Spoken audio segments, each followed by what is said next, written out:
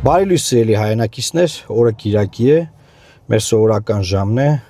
որևէ բան չի կատարվում բացի այն, որ էլի ինչ որ կարգալույց քահանա ինչ որտեղ պատարակ է իրականացնում, բայց այսօր այդ մասին չեմ խոսելու։ Այսօր ուզում եմ բոլորին հիշեցնեմ, որ 2020 թվականի հունիս ամիսն էր, երկրում արտակարգ դրություն էր հայտարարված, եւ այդ արտակարգ դրության պայմաններում COVID-ի բոլորս դիմակներով խորհրդարանը նիստ էր գումարել։ Այդ ժամանակ գիտեք արտակարգ դրության ժամանակ չի կարելի ցույցեր անել, երթեր անել, հանրահավաքներ անել, բողոքի այլ ակցիաներ անել։ Խորհրդարանը նիստ էր գումարել եւ որոշում էր, որ գույքահարկը երկրում պետք է սաստիկ, ես կասեի սաստիկ թանկանա։ Եվ մենք բողոքում էինք, կռվում էինք, միակ խմբակցությունն էինք խորհրդարանում, որ կռիվ էինք տալիս դրա համար, որովհետեւ մյուս խմբակցությունը բոյկոտ էր հայտարարել, եւ միակ խմբակցությունն էինք, որ դեմ քվեարկեցինք գույքահարկի թանկացման այդ օրենքին։ Այսինքն, այս իշխանությունը գույքահարկը թանկացրեց արտակարգ դրության պայմաններում։ Ես ուզում եմ ձեզ հիշեցնել, թե ինչ էր դա նշանակում։ Ուրեմն, ըստ այդ փոփոխությունների 21 թվականից պետք է մարդիկ վճարեին 25% ավել գույքահարկ, քան մինչ այդ վճարել էին։ 22 թվականին 30%, 23 թվականին 35%, 24 թվականին արդեն 50% ավել եւ 25 թվականին 75%, դա անցյալ տարի էր։ Հիմա 26 թվականն է, սիրելի հայրենակիցներ, այս տարի 100%-ով ավելանում է 21 թվականի համեմատած գույքահարկի գումարը։ Երևան քաղաքում, մարզերում, Վանաձոր, Գյումրի բոլոր տեղերում։ Հիմա ես մարզերում եմ, պատտվում ենք, հանդիպումներ ենք իրականացնում։ Ես ուզում եմ բոլորին հիշեցնել, որ միակ ուժը, որ կռիվ տվեց դրա դեմ, եւ բոլորը մեզ ասում էին թողեք աշխատեն, նոր ա եղել հեղափոխություն, արա քիչ եք թողում աշխատեն այս մարդիկ։ Հեղափոխություն ա եղել, թողեք, վայ, վատ ռեժիմը, այդ հանցագործներին մերժել են, թողեք աշխատեն, ասում եք ժողովուրդ ջան, հասկացանք։ Մենք էլ ենք բոլոր հանցագործներին դեմ։ Բայց չի կարելի գույքահարկը այդ մասշտաբների թանկացնել։ Հետո սկսեցին ասել, որ Երևան քաղաքի վերաբերյալ ունենք հետեւյալ մոտեցումը, որ եթե դու տուն ես ժառանգել, օրինակ միայնակ կինա, շուտ տարեց մարդ է,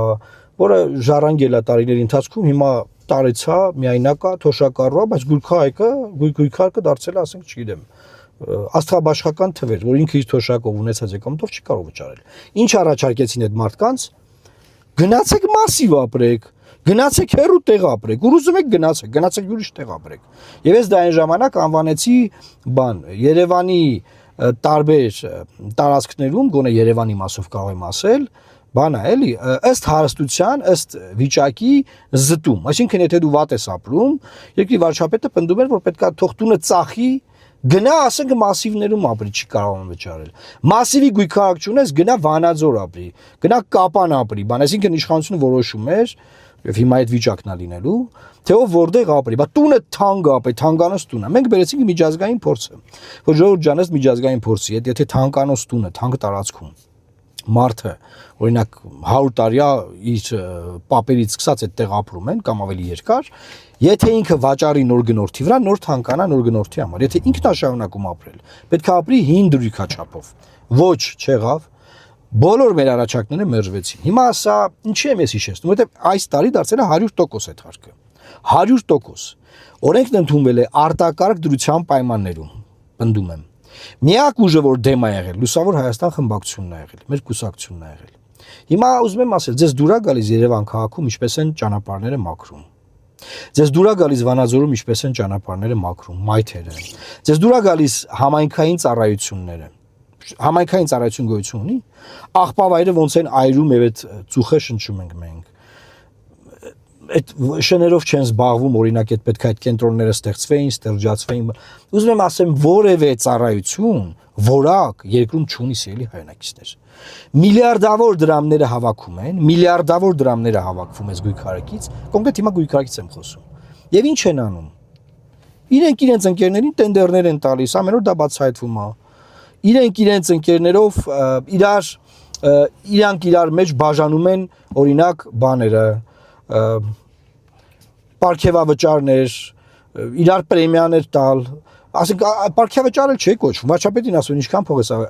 ապարքյավճար ստացի, ասում է բանա։ Ես ամսական 1.5 միլիոն ավելացում եմ ստացել։ Ժողովրդյան օրենսդրությամբ ավելացում գոյություն չունի։ Ճաշակում ավելացում։ Օրինակ ինչի օրինակ ինչ որ թոշակառուի ավելացում չեն տալիս։ Ավելացում։ 1.5 միլիոն ամեն ամիս ես ավելացում եմ ստանում։ Ավելացում ժողովրդյան, ավելացում է լինելու մեր երկրում։ Եվ ուզում եմ ասել էլի ժողովրդյան ասենք լավ ձեն չենք անում, չենք ուզում, մենք այն ժամանակ կռիվ ենք տալիս, մեզ ինչ ասես ասում եք, որտեղ հեղափոխությունը նոր եղել, իշխանության ռեյտինգը բարձր էր, դեռ պատերազմը չէր եղել, բան տենց այդ բանի մեջ էինք, էլի։ Ես որպես ապացույց նաև ուզում եմ ձեզ ցույց տալ,